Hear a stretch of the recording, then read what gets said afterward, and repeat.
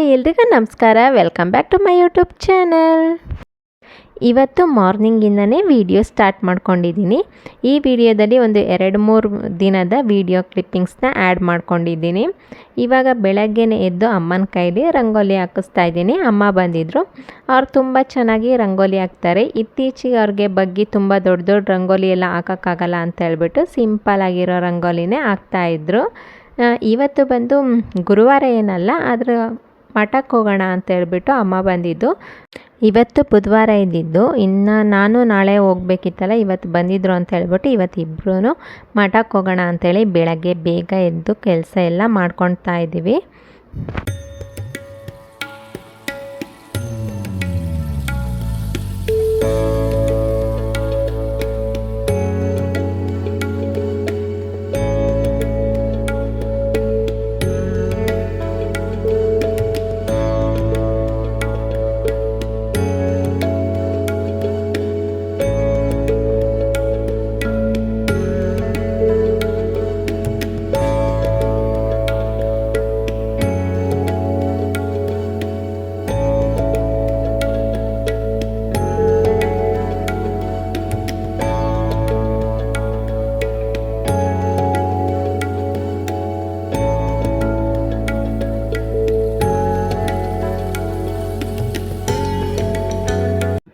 ಇನ್ನು ಸ್ನಾನ ಪೂಜೆ ಎಲ್ಲ ಆಯಿತು.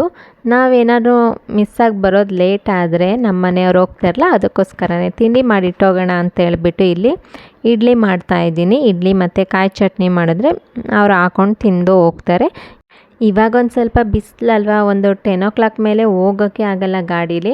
ಅದಕ್ಕೆ ಬೇಗನೆ ಹೋಗಿ ಬಂದುಬಿಡೋಣ ಅಂತ ಹೇಳ್ಬಿಟ್ಟು ಬೇಗ ಹೋಗೋಣ ಅಂಥೇಳಿ ಅದಕ್ಕೆ ಬೇಗ ಎಲ್ಲ ಕೆಲಸ ಮಾಡಿ ಇವಾಗ ತಿಂಡಿ ಮಾಡಿ ಇಟ್ಬಿಟ್ಟು ಹೋಗ್ತೀವಿ. ಇನ್ನು ಕಾಫಿನೂ ಕುಡ್ದಿಲ್ಲ, ಬೆಳಗ್ಗೆಯಿಂದ ಬರೀ ಕೆಲಸ ಮಾಡೋದೇ ಆಯಿತು.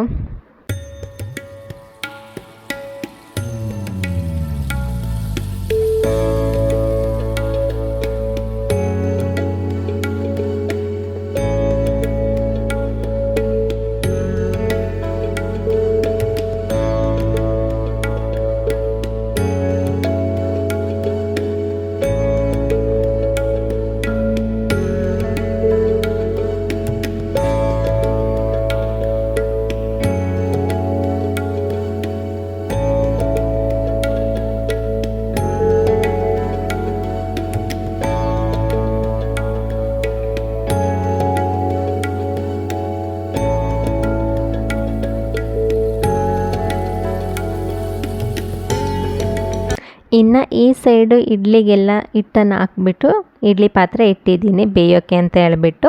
ಈ ಕಡೆ ಸೈಡ್ ಚಟ್ನಿ ಕೂಡ ರೆಡಿ ಮಾಡಾಯಿತು. ಒಂದು ಸ್ವಲ್ಪ ಟೀ ಕುಡ್ಕೊಂಡು ಆಮೇಲೆ ದೇವಸ್ಥಾನಕ್ಕೆ ಹೋಗೋಣ ಅಂತ ಹೇಳ್ಬಿಟ್ಟು ಟೀ ಎಲ್ಲ ಕುಡಿದು ನಾನು ಅಮ್ಮ ದೇವಸ್ಥಾನಕ್ಕೆ ಹೋದ್ವಿ. ಇಲ್ಲಂತೂ ತುಂಬ ಜನನೇ ಇರಲಿಲ್ಲ. ಇದೇ ಫಸ್ಟ್ ಅನಿಸುತ್ತೆ ನಾನು ಈ ದೇವಸ್ಥಾನದಲ್ಲಿ ಇಷ್ಟು ಕಡಿಮೆ ಜನ ನೋಡಿದ್ದು. ಎಷ್ಟು ದಿನ ಹೋಗ್ತೀನಿ ನಾನು, ಬೇರೆ ದಿನಗಳಲ್ಲಿ ನಾನು ಯಾವತ್ತೂ ಬಂದಿಲ್ಲ. ಆಲ್ಮೋಸ್ಟು ಗುರುವಾರನೇ, ಇಲ್ಲಾಂದರೆ ಎಲ್ಲೋ ತುಂಬ ರೇಯರು ಸಂಡೇ ಬಂದಿದ್ದು. ಅದು ಬಿಟ್ಟು ಇದೇ ಫಸ್ಟ್ ನಾನು ಬುಧವಾರ ಹೋಗಿದ್ದು. ಜನನೇ ಇರಲಿಲ್ಲ. ಮ್ಯಾಕ್ಸಿಮಮ್ ಅಂದರೆ ಒಂದು 15-20 ಜನ ಇದ್ರೂ ಇಷ್ಟು ದೊಡ್ಡ ದೇವಸ್ಥಾನದಲ್ಲಿ. ಒಂದು ಸ್ವಲ್ಪ ಏನೋ ಹೋಗಿ ಬಂದಿದ್ದು ಒಂಥರ ನೆಮ್ಮದಿ ಅನ್ನಿಸ್ತು. ಜನ ಇಲ್ಲದೆ ಇದ್ದಕ್ಕೂ ಅದಕ್ಕೂ ಎಷ್ಟೊತ್ತಾದ್ರೂ ದೇವ್ರ ಮುಂದೆ ನಿಂತ್ಕೊಂಡು ಬೇಡ್ಕೋಬೋದಾಗಿತ್ತು. ಅಷ್ಟು ಏನೋ ಖುಷಿ ಆಯಿತು ಒಂಥರ. ಇವತ್ತು ದೇವಸ್ಥಾನಕ್ಕೆ ಹೋಗಿ ಬಂದಿದ್ದು. ಅಲ್ಲಿಂದ ಬಂದ ತಕ್ಷಣ ನಾನು ನನ್ನ ಫ್ರೆಂಡು ಒಂದು ಸ್ಯಾರಿ ಬಾಕ್ಸ್ ಫೋಲ್ಡಿಂಗಿಗೆ ಅಂತೇಳಿ ಕೊಟ್ಟಿದ್ರು. ಅದನ್ನು ನಾನಿಲ್ಲಿ ಸ್ಯಾರಿ ಬಾಕ್ಸ್ ಫೋಲ್ಡಿಂಗ್ ಮಾಡ್ತಾಯಿದ್ದೆ. ನಾನು ಹಳೆ ವಿಡಿಯೋ ಹಾಕಿದ್ನಲ್ಲ, ಅದನ್ನು ನೋಡಿಬಿಟ್ಟು ಮಾಡಿಕೊಡಿ ಅಂತ ಹೇಳ್ಬಿಟ್ಟು ಕೊಟ್ಟಿದ್ದು. ಇದೇ ನನ್ನ ಫಸ್ಟ್ನೇ ಆರ್ಡ್ರು, ಫಸ್ಟ್ನೇ ಸ್ಯಾರಿ ಬೇರೆಯವ್ರಿಗೆ ಮಾಡಿಕೊಡ್ತಾ ಇದ್ದಿದ್ದು. ಇದನ್ನು ಸ್ಯಾರಿ ಫೋಲ್ಡ್ ಮಾಡಿಬಿಟ್ಟು ನಾನು ಇನ್ಸ್ಟಾಗ್ರಾಮ್ ಮತ್ತು ಫೇಸ್ಬುಕ್ಕಲ್ಲಿ ಹಾಕ್ಕೊಂಡಿದ್ದೆ, ಮೈ ಫಸ್ಟ್ ಆರ್ಡರ್ ಅಂತ ಹೇಳ್ಬಿಟ್ಟು. ತುಂಬ ಜನ ರೆಸ್ಪಾನ್ಸ್ ಮಾಡಿದ್ರು.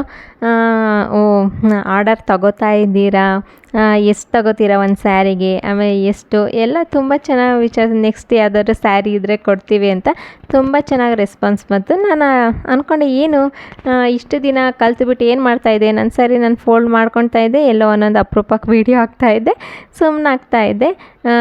ಕಾವ್ಯ ಅಂತ ಹೇಳ್ಬಿಟ್ಟು ನನ್ನ ಫ್ರೆಂಡು, ಅವರಿಂದನೇ ನನ್ನ ಈ ಬಿಸ್ನೆಸ್ನ ಸ್ಟಾರ್ಟ್ ಮಾಡಿದ್ದು. ಇವಾಗಿಂದ ಆಲ್ಮೋಸ್ಟ್ ಎಲ್ಲರಿಗೂ ಗೊತ್ತು, ಕೊಡ್ತೀವಿ ಅಂತ ಹೇಳಿದ್ದಾರೆ. ಯಾವುದಾದ್ರೂ ಆರ್ಡ್ರ್ ಬಂದರೆ ನಾನು ಕೂಡ ಮಾಡ್ತೀನಿ. ಇನ್ನು ಇದು ಊರಿಂದ ಬರೋ ದಿನ ಊಟಕ್ಕೆ ಅಂತ ಹೇಳ್ಬಿಟ್ಟು ಹೋಗಿದ್ವಿ ಚಂದು ಡಾಬಾಗೆ. ತುಂಬ ದಿನ ಆಗಿತ್ತು ನಾವು ಚಂದು ಡಾಬಾಗೆ ಹೋಗ್ಬಿಟ್ಟು.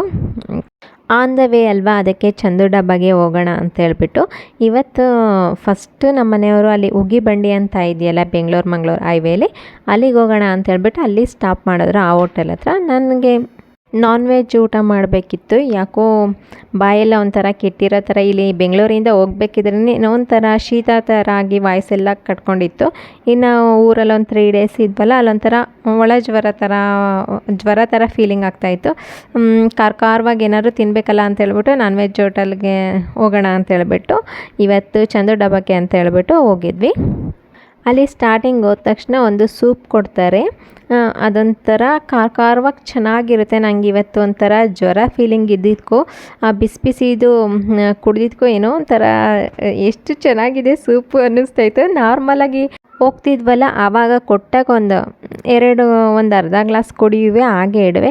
ಇವತ್ತೊಂದು ಗ್ಲಾಸ್ ಫುಲ್ ಕುಡಿದು ಖಾಲಿ ಮಾಡಿದೆ. ಅಷ್ಟು ಒಂಥರ ಪೆಪ್ಪರ್ ಎಲ್ಲ ಜಾಸ್ತಿ ಹಾಕಿ ಮಾಡಿರ್ತಾರೆ, ಖಾರವಾಗಿ ಚೆನ್ನಾಗಿರುತ್ತೆ ಅದೊಂಥರ.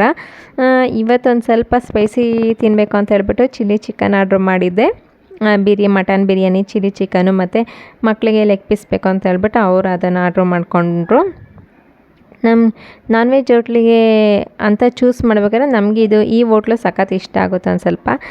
ಇಲ್ಲಾಂದರೆ ನಮ್ಮ ಮನೆ ಹತ್ರ ಒಂದು ನಾಯ್ಡು ಹೋಟ್ಲಿದೆ, ಇವಾಗ ಅದೊಂದು ಸ್ವಲ್ಪ ಹತ್ರ ನಿಯರ್ ಅಲ್ಲೇ ಹೋಗ್ಬೇಕು ಅಂದರೆ ಆ ಹೋಟ್ಲು ಇಷ್ಟ ಆಗುತ್ತೆ. ಆನ್ ದ ವೇ ಬರಬೇಕಿದ್ರೆ ಅಂದರೆ ಈ ಹೋಟ್ಲು ಇಷ್ಟ ಆಗುತ್ತೆ. ಇವತ್ತು ಇಲ್ಲೇ ಆನ್ ದ ವೇ ಅಲ್ವಾ ಅಂತ ಹೇಳ್ಬಿಟ್ಟು ಇಲ್ಲೇ ಊಟ ಮಾಡಿದ್ವಿ.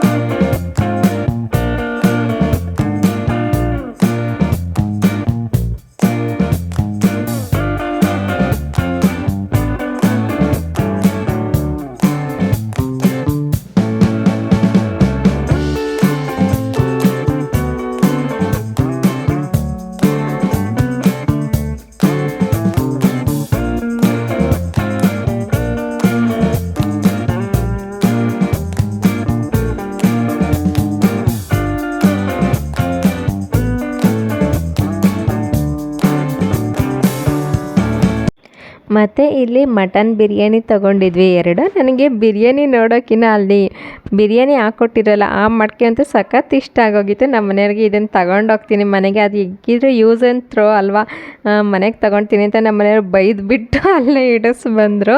ಏನಂತಾರೆ ಯಾರು ಆ ಮಡಿಕೆ ತೊಗೊಂಡೋದ್ರೆ ಅಂತ ಹೇಳ್ಬಿಟ್ಟು ಬೈದರು. ಅಲ್ಲೇ ಬಿಟ್ಟು ಬಂದೆ, ಬೇರೆ ತೊಗೊಳ್ಳುವಂತೆ ಬಿಡು ಅಂತ ಹೇಳಿದ್ರು. ಆಮೇಲೆ ಬರ್ಬೇಕಾದ್ರೆ ಆನ್ ದ ವೇ ಈ ಬೆಳ್ಳೂರು ಕ್ರಾಸಲ್ಲಿ ಹಳಸಿನೆಣ್ಣೆ ಎಲ್ಲ ಮಾರ್ತಾ ಇರ್ತಾರಲ್ಲ, ಅಲ್ಲಿಂದ ಹಳಸಿನೆಣ್ಣೆ ತಂದಿದ್ವಿ. ಊರಿಂದ ಬಂದಿದ್ರು ಕೂಡ ನಮ್ಮದೇ ಇವಾಗ ಒಂದು ಹಳಸಿನೆಣ್ಣೆ ಮರ ಇಲ್ಲ, ಇತ್ತು. ಒನ್ ಇಯರ್ ಆಯ್ತನೋ ನಮ್ಮ ಮಾವ ಅದನ್ನು ಕಟ್ಸಾಕ್ಬಿಟ್ರು, ತೋಟದ ಮಧ್ಯ ಇದೆ ಅಂತ ಹೇಳ್ಬಿಟ್ಟು. ಇವಾಗ ಇರಲಿಲ್ವಲ್ಲ ಊರಲ್ಲಿ ಅಂತ ಹೇಳ್ಬೇಕಾದ್ರೆ ದುಡ್ಡು ಕೊಟ್ಟೆ ತೊಗೊಂಬಂದಿದ್ವಿ. ಹಳಸಿನೆಣ್ಣೆ ಅಂದರೆ ಸಖತ್ ಇಷ್ಟ ಆಗುತ್ತೆ ಹಣ್ಣುಗಳಲ್ಲಿ. ಆ ಸೀಸನ್ ಇದ್ದಾಗ ಆ ಫ್ರೂಟ್ಸ್ನ ತಿಂದುಬಿಡ್ಬೇಕು. ಇದಂತೂ ಸ್ಮೆಲ್ಲು ಘಮ ಅಂತ ಇರುತ್ತಲ್ಲ, ಎಷ್ಟೊತ್ತಿಗೆ ತಿಂತೀನೋ ಅಂತ ಹೇಳ್ಬಿಟ್ಟು ಮಧ್ಯಾಹ್ನ ಬಂದ ತಕ್ಷಣವೇ ಕಟ್ ಮಾಡೋಣ ಅಂತ ಅಂದ್ಕೊಂಡ್ವಿ. ಇನ್ನು ಹೊಟ್ಟೆ ತುಂಬಿತ್ತಲ್ಲ, ಸಂಜೆ ಕಟ್ ಮಾಡೋಣ ಅಂತ ಹೇಳ್ಬಿಟ್ಟು, ಹೇಗಿದ್ರು ಹಣ್ಣಾಗಿತ್ತು, ಸಂಜೆ ಕಟ್ ಮಾಡಿ ತಿನ್ನೋಣ ಅಂತ ಹೇಳ್ಬಿಟ್ಟು ಅದನ್ನೇ ಕಟ್ ಮಾಡ್ಕೊಳ್ತಾ ಇದ್ವಿ. ಈ ಹಳಸಿನೆಣ್ಣೆಲ್ಲ ಕಟ್ ಮಾಡ್ಬೇಕಾದ್ರೆ ಕಟ್ ಮಾಡಿದ ತಕ್ಷಣ ಆ ಥರ ಕಿತ್ಕೊಂಡು ತಿಂತಾ ಇರ್ತೀನಲ್ಲ, ಅದರಲ್ಲೇ ಟೇಸ್ಟ್ ಜಾಸ್ತಿ ಇರೋದು. ಇನ್ನು ಕಟ್ ಮಾಡಿ ತೋಳೆ ಎಲ್ಲ ಹಾಕಿರ್ತಾರಲ್ಲ ಬಾಕ್ಸಿಗೆ, ಅದನ್ನು ತಿನ್ನೋಕ್ಕಿಂತ ಈ ಥರ ಕಿತ್ಕೊಂಡು ತಿನ್ನೋನೇ ಚೆನ್ನಾಗಿರುತ್ತೆ. ಅದು ಮಿಸ್ಸೇ ಇಲ್ಲ, ಕಟ್ ಮಾಡಿದ ತಕ್ಷಣ ಕೈಯಾಗಿ ಕಿತ್ಕೊಂಡು ತಿಂತಾ ಇರೋದೇ. ನಾನಿದು ಹಳಸಿನೆಣ್ಣೆ ತಂದುಬಿಟ್ಟು ಬೇರೆ ರೆಸಿಪಿ ಮಾಡಬೇಕು, ಹಳಸಿನೆಣ್ಣೆ ದೋಸೆ ಮತ್ತು ಇನ್ನು ಬೇರೆ ರೆಸಿಪಿ ಮಾಡೋಣ ಅಂತ ಹೇಳ್ಬಿಟ್ಟು ತಂದಿದ್ದಾಯ್ತಾ. ಹಳಸಿನೆಣ್ಣೆ ತಿಂದೆ ಖಾಲಿಯಾಗಿ ಹೋಗ್ಬಿಟ್ಟಿತ್ತು. ಆಮೇಲೆ ಇದು ತುಂಬ ಸ್ವೀಟ್ ಕೂಡ ಇರಲಿಲ್ಲ. ನೆಕ್ಸ್ಟ್ ಇನ್ನೊಂದು ಸಲ ಯಾವಾಗಲಾದ್ರು ತಂದಾಗ ಬೇರೆ ರೆಸಿಪಿ ಮಾಡೋಣ ಅಂತ ಹೇಳ್ಬಿಟ್ಟು ಅದು ಖಾಲಿ ಕೂಡ ಆಯಿತು. ಇದು ನೆಕ್ಸ್ಟ್ ಡೇ, ಇವತ್ತು ಸಂಡೇ ಇತ್ತು. ಡಿಮಾರ್ಟಿಗೆ ಹೋಗ್ಬರೋಣ ಅಂತ ಹೇಳ್ಬಿಟ್ಟು ಒಂದು ಸ್ವಲ್ಪ ದಿನಸಿ ಐಟಮ್ ಎಲ್ಲ ಖಾಲಿಯಾಗಿತ್ತು. ಇನ್ನು ಡಿಮಾರ್ಟಿಗೆ ಹೋಗಿ ನಾವು ತುಂಬ ದಿನವೇ ಆಗೋಗಿತ್ತು, ಒಂದು 3-4 ಮಂತ್ಸೇ ಆಗೋಗ್ಬಿಟ್ಟಿತ್ತು. ಇವತ್ತು ಹೋಗಿ ಬರೋಣ ಫ್ರೀ ಆಗಿದ್ವಿ ಅಂತ ಹೇಳ್ಬಿಟ್ಟು ಡಿಮಾರ್ಟಿಗೆ ಹೋಗ್ತಾಯಿದ್ವಿ. ಇಲ್ಲಿ ನಮಗೆ ಬಗ್ಲಗುಂಟೆ ಹತ್ರ ಒಂದು ಡಿಮಾರ್ಟ್ ಇದೆ, ಲಾಸ್ಟ್ ಟೈಮ್ ಹೋಗಿದ್ದು. ಮತ್ತು ಇನ್ನು ಅದಕ್ಕೆ ಬಿಟ್ಟರೆ ನಿಯರು ಅಂದರೆ ನೆಲಮಂಗಲ ಡಿಮಾರ್ಟು. ಇಲ್ಲಿ ಬಗ್ಲಗುಂಟೆ ಹತ್ರ ಇರೋದು ಡಿಮಾರ್ಟ್ಗೆ ಹೋಗೋಣ ಅಂದರೆ ತುಂಬ ರಶ್ ಇರುತ್ತೆ, ಒಂದು ಸ್ವಲ್ಪ ಚಿಕ್ಕದು. ರಶ್ ಇರುತ್ತೆ. ಇವತ್ತು ಸಂಡೇ ಹೇಗಿದ್ರು ಜನ ಜಾಸ್ತಿ ಅಲ್ವಾ, ಅಲ್ಲಂತೂ ಕಾಲು ಇಡೋಕ್ಕೆ ಆಗೋಲ್ಲ. ಆ ಕಡೆ ಈ ಕಡೆ ಟ್ರಾಲಿ ತೊಗೊಂಡು ತಿರ್ಗೋಕೆ ಹೋಗಲ್ಲ, ಅಷ್ಟು ರಶ್ ಇರುತ್ತೆ. ಅದು ಬೇಡ. ಇದು ನೆಲಮಂಗಲದಲ್ಲಿ ಇರೋದು ತುಂಬ ದೊಡ್ಡದಿದೆ, ಇದಕ್ಕೆ ಹೋಗೋಣ ಅಂತ ಹೇಳ್ಬಿಟ್ಟು ಇವತ್ತು ಇದಕ್ಕೆ ಬಂದ್ವಿ. ಇನ್ನು ಆಲ್ಮೋಸ್ಟ್ ನನಗೆ ಜಾಸ್ತಿ ಬೇಕಾಗಿರೋದೇ ದಿನಸಿ ಐಟಮು, ಇಲ್ಲೇ ಒಂದು ಸಲ ತಗೊಂಡೋಗ್ಬೋಣ ಅಂತ. ನಾನು ತುಂಬ 1 kg ಎಲ್ಲ ತಂದು ಇಟ್ಕೊಳ್ಳಲ್ಲ, ತಿಂಗಳಿಗೆ ಎಷ್ಟು ಬೇಕೋ ಅಷ್ಟೇ. ನನಗೆ ಈ ಕಾಳುಗಳೆಲ್ಲ ಆದರೆ ಒಂದು 1/4 kg ಆದರೆ ಸಾಕಾಗುತ್ತೆ ತಿಂಗಳಿಗೆ. ಆ ಥರದಲ್ಲಿ ನಾನು ಅಲ್ಲೇ ನಿಯರೇನೇ ಈ ದಿನಸಿ ಅಂಗಡಿ ಎಲ್ಲ ಇರುತ್ತಲ್ಲ ದೊಡ್ಡದು, ಅಲ್ಲೇ ತರಿಸ್ಬಿಡ್ತೀನಿ. ಇವತ್ತೊಂದು ಸ್ವಲ್ಪ ಹೇಗಿದ್ರು ರಜೆ ಅಲ್ವಾ, ಎಲ್ಲ ಒಂದು ರೌಂಡ್ ನೋಡಿಕೊಂಡು ಬಂದಂಗೆ ಆಗುತ್ತೆ ಅಂತ ಹೇಳ್ಬಿಟ್ಟು ಡಿಮಾರ್ಟ್ಗೆ ಅಂತಲೇ ಬಂದ್ವಿ. ಆಲ್ಮೋಸ್ಟ್ ಇವತ್ತು ಇನ್ನೂ ಮೇಲೆ ಫ್ಲೋರ್ಗೆ ಹೋಗಿಲ್ಲ, ಕೆಳಗಡೆನೇ ಇನ್ನೂ ಶಾಪಿಂಗ್ ನಡೀತಾ ಇದೆ. ಇಷ್ಟು ಆಗಿತ್ತು. ಇನ್ನು ಇಲ್ಲೂ ಕೂಡ ಜಾಸ್ತಿ ಏನು ವೀಡಿಯೋ ಮಾಡ್ಕೊಳ್ಳಿಲ್ಲ. ಅದನ್ನು ಮುಗಿಸ್ಕೊಂಡು ಬರೋತ್ತಿಗೆ ನಾವು ಹೋಗಿದ್ದು ಒಂದು 4 o'clock ಹೋಗಿದ್ದು. ಇನ್ನು ಹೊರಗಡೆ ಬರೋ ಹೊತ್ತಿಗೆ 8 o'clock ಆಗೋಗ್ಬಿಟ್ಟಿತ್ತು. ಅಷ್ಟು ಅಲ್ಲಿ ಹೋಗಿ ಶಾಪ್ ಮಾಡ್ತಾಯಿದ್ರೆ ಟೈಮ್ ಹೋಗೋದೇ ಗೊತ್ತಾಗಲ್ಲ. ಇನ್ನು ನಮ್ಮ ಮನೆಯವ್ರು 8 ಗಂಟೆ ಆಯಿತು ಅಂದ ತಕ್ಷಣ ಟೈಮ್ ನೋಡ್ತಿದ್ವಿ, 8 ಗಂಟೆ ಆಗಿಬಿಡ್ತಾ ಅಂತ ಹೇಳ್ಬಿಟ್ಟು ಬೇಗ ಶಾಪ್ ಮಾಡಿಕೊಂಡು ಬಂದ್ವಿ. ಅವತ್ತು ಮಳೆ ಕೂಡ ಬರೋ ಆಗಿತ್ತು. ಇನ್ನು ನಾವು ಮನೆಗೆ ರೀಚ್ ಆಗೋತ್ತಿಗೆ ಒಂದು 9 o'clock ಆಗ್ತಾ ಬಂದಿತ್ತು. ಇನ್ನು ಅಡುಗೆ ಏನು ಮಾಡೋದು ಅಂತ ಹೇಳ್ಬಿಟ್ಟು ಅಲ್ಲೇ ಒಂದು ಸ್ವಲ್ಪ ಪರೋಟ ಮತ್ತು ರೋಟಿ ಮತ್ತು ಈ ಪನ್ನೀರ್ ಬುರ್ಜಿ ಅದನ್ನು ತಗೊಂಡು ಊಟ ಮಾಡಿಕೊಂಡು ಬಂದ್ವಿ.